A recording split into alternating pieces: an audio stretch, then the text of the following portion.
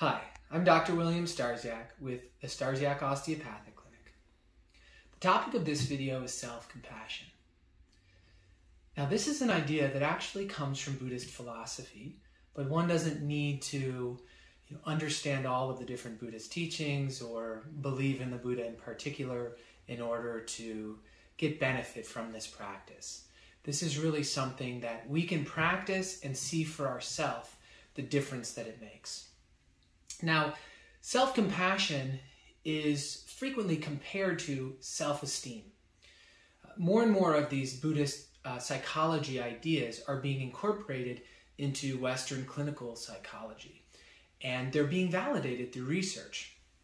So the idea of self-esteem was very dominant through the 90s, through even the 2000s. But what research has shown is that it's very difficult to change someone's baseline self-esteem. Interventions just tend to fail at making a difference. And self-esteem really orbits around judgment.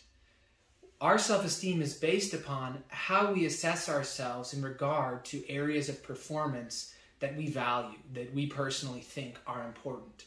So for a man that's ascribing to classical male roles, self-esteem may be based on strength or ability to provide for their family, or, sports performance or performance in the bedroom, or whatever it may be.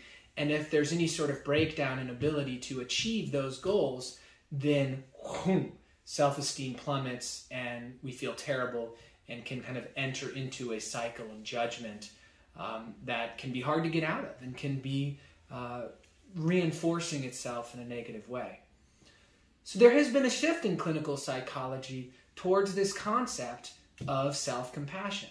And this parallels the shift towards the awareness in general of the benefits of mindfulness. Jon Kabat-Zinn is one major leader in this area.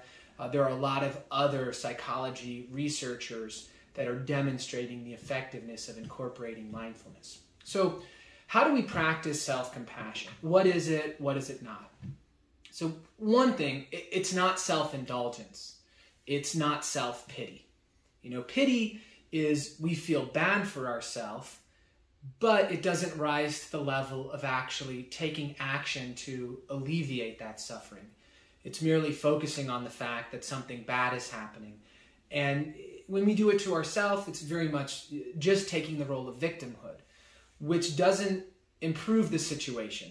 It actually worsens it a little bit. So it's not self-pity. Self-indulgence is where we take some sort of action that's based on a desire, but is not necessarily for our greatest good. So this may be like if we are overweight or we have trouble with our blood sugar levels, we may feel like we are depriving ourselves or we're not being compassionate to ourselves if we don't let ourselves have a cookie. And so, then we think, I'm going to be compassionate to myself. I'm going to let myself have this cookie. That's indulgence, because that's ultimately not going to help us. That's actually going to hurt us in those scenarios of, elevated blood sugar or obesity. So we need to be careful to distinguish these terms and to not think that self-compassion means that we wallow in pity and we just follow any desire that we have because we deserve it. It's really a much bigger picture thing, and it has three main components. Now, the first component is that we're kind to ourselves. We respond to events involving the self with kindness. Just like if someone else didn't deliver on what they said they were going to deliver on, we could be kind and understanding to them and seek to address the problem in a way that took care of everyone's feelings. So the same thing is true when we're having our internal conversation. That instead of beating ourselves up about something, we understand the situation. We see how things happened, and we acknowledge that, really when something goes wrong, it's not about our identity. It's about some of these structural elements of the process that we're missing, we're incomplete. We can address that a bit more when we address the third aspect of self-compassion. But the second aspect is that instead of using the bothersome situation, the suffering that we're associating with ourselves, instead of using it as a way to isolate ourselves from the world, to make it feel like I'm the only one who suffers from this, we actually acknowledge the commonality of our suffering. That everyone is suffering for all sorts of different reasons, but a lot of people are suffering for basically the exact same reason that we are. Whatever that reason is, it's common, and there are other people who have that problem. Humans are humans, and we all have the same sort of challenges. So going back to our previous model of looking at a male and the expectations a male may feel society has of him, that he's internalized for himself, well, if he doesn't meet those, then he might feel isolated. He might feel like he's the only one who has a problem with, developing large muscles or performance in the bedroom or making as much money as he feels like he needs to keep his family happy and satisfied. So our sufferings are common amongst others, and that's also a means of being kind to ourselves. When we acknowledge that the problem is not specifically to do with our sense of identity, that there's something wrong with what we are, with who we are. Because this is a common thing. This is just an issue that comes with the landscape of being human. These are common challenges. So that also takes the edge off of negative self-talk. And the last piece is mindfulness. So achieving any goal isn't possible without mindfulness. Now, I'm going to go ahead and link this to a video that I make about mindfulness because there is nuance to it, and it's in its own right deserves not even just a single video, but you could expound upon mindfulness for a long time and still have more to say. In its essence, mindfulness is that state in which we are not reacting to our perceptions, in which we are being present to what we are aware of in the moment that we're aware of it. And we notice that we're aware of it.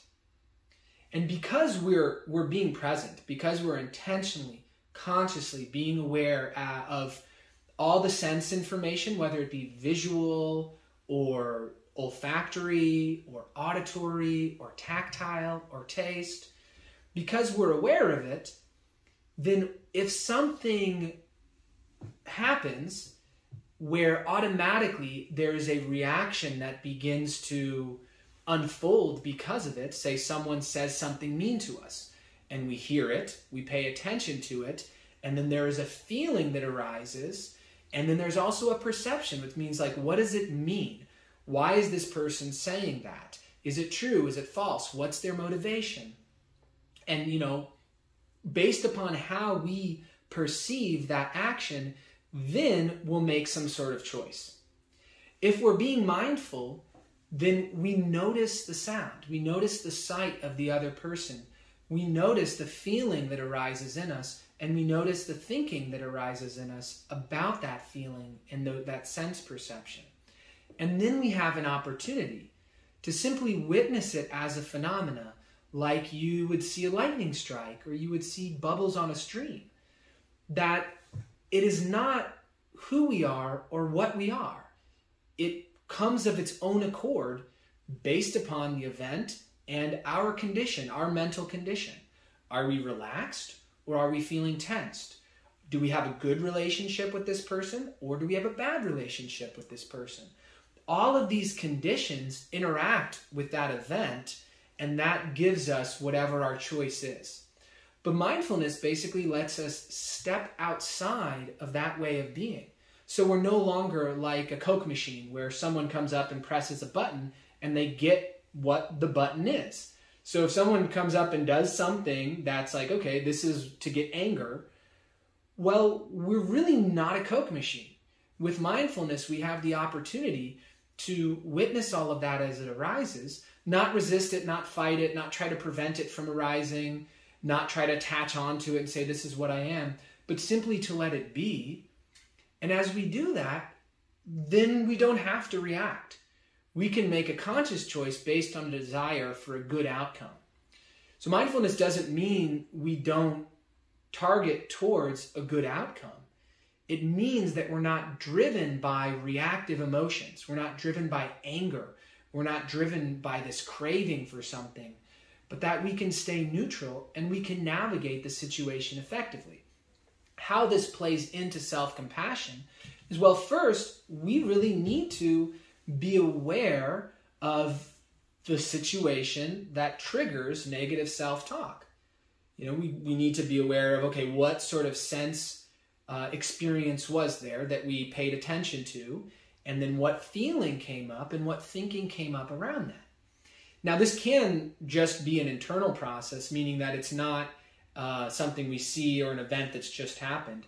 We may actually recollect it. So we may contact the memory of some event, and that may bring up the feeling and then the perception and then our course of action.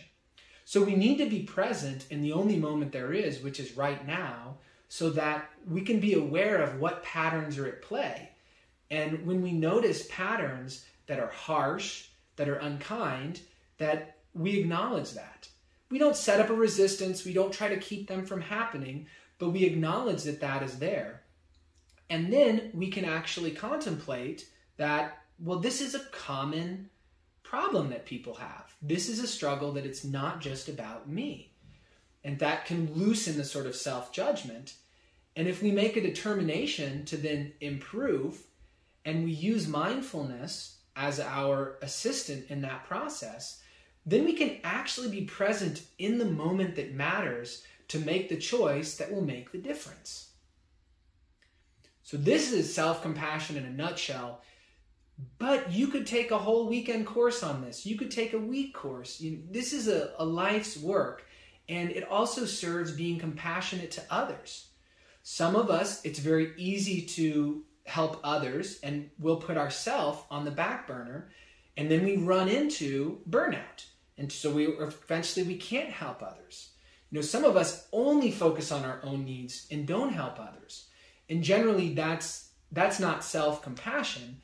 That's self-centeredness, and it hurts us in the long run because then our relationships suffer.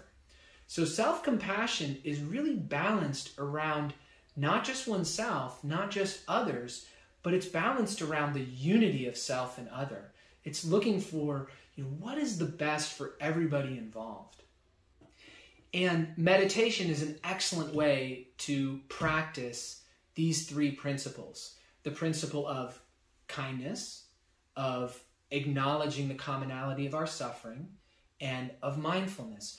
Because when we are focusing on one thing and we become distracted, if we have a habit of negative self-talk, then we will notice that negative self-talk when we become distracted. We'll notice ourselves beating ourselves up or being harsh in some sort of way when that happens. So in the practice of meditation, it's clear that that's not what we need to do. Once we notice we're distracted and we're using a form of concentration meditation, then we simply bring our attention back to our focus. For many people, that's the breath. For some, it's a mantra or an image or a color. And so in that way, we create a microcosm to practice these principles so that then when we're out in our life, they come more naturally. Just like a basketball player will practice free throws and three-pointers and layups and run drills. That's so that when they're in the game, they have these patterns already there, and it makes it easier for them to perform at the highest level. Because we all know in the game of life, something happens, it happens unexpectedly. So we need to have our wits about us. We need to have cultivated roots of mindfulness so that in that moment, we have the opportunity to stay neutral and to make a choice that benefits everybody.